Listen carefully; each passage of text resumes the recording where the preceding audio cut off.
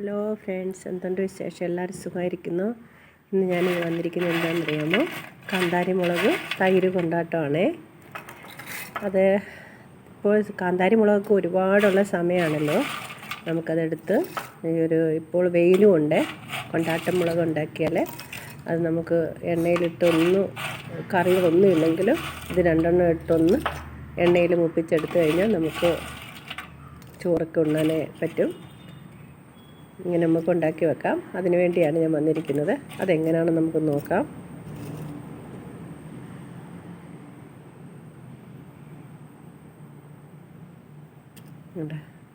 ഇത്രയും കാന്താരി മുളകാണ് എടുത്തിരിക്കുന്നത്. പഴുത്ത മുളക് എടുക്കരുത് കേട്ടോ, പച്ചമുളക് തന്നെ എടുക്കണം. ഇത് വെള്ള കാന്താരിയാണ്.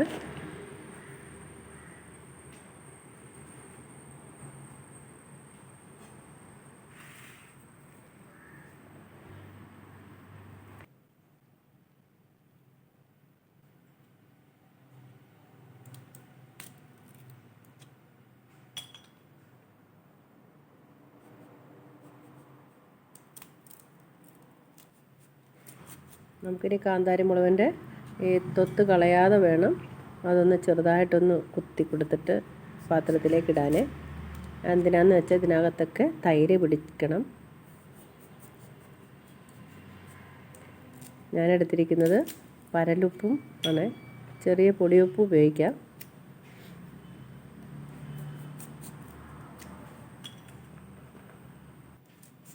ഞാൻ ഈ ചാനലിൽ തന്നെ ഇട്ടിട്ടുണ്ട്. പിന്നെ കാന്താരി മുളക് ഫ്രീസറിൽ വെച്ചിരിക്കുന്നത്. നമുക്ക് ആവശ്യമുള്ളപ്പോൾ അതെടുത്ത് പിന്നെ പച്ചമുളകൊക്കെ ഇല്ലാത്തപ്പോൾ നമുക്കതെടുത്ത് പിന്നെ ചമ്മന്തി അരയ്ക്കാനും മീൻ പച്ചക്കറി വെക്കാനും അങ്ങനെ തോരനൊക്കെ ഇടാനൊക്കെ നമുക്ക് ഉപയോഗിക്കാൻ പറ്റും. ഉള്ള സമയത്ത് അതെടുത്ത് നമ്മൾ ഫ്രീസറിൽ കയറ്റി വെക്കുക. പിന്നെ ഇതിനെ ഞാനൊരു ചാനലിൽ ഇട്ടിട്ടുണ്ട്.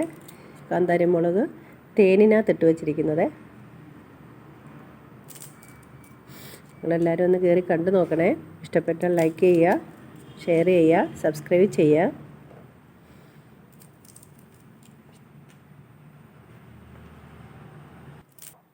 ഞാൻ എല്ലാ മുളകും എടുക്കുന്നില്ല, പകുതി മുളകാണ് എടുക്കുന്നത്. കാരണം ഈ മുളകിൻ്റെ നേക്കെ കിടക്കണം തൈര്. കാരണം തൈരിൽ മുങ്ങിയാണ് ഈ മുളക് കിടക്കേണ്ടത്. അതുകൊണ്ട് രണ്ടായിട്ടാണ് വെക്കുന്നത്. കാരണം പകുതി ചെയ്ത് വെച്ചതിന് ശേഷം പിറ്റേന്ന് രാവിലെ അതെടുത്ത് വെയിലത്തിട്ടിട്ട് ആ തൈരിനകത്താണ് അടുത്ത മുളക് ഇടാൻ പോകുന്നത്.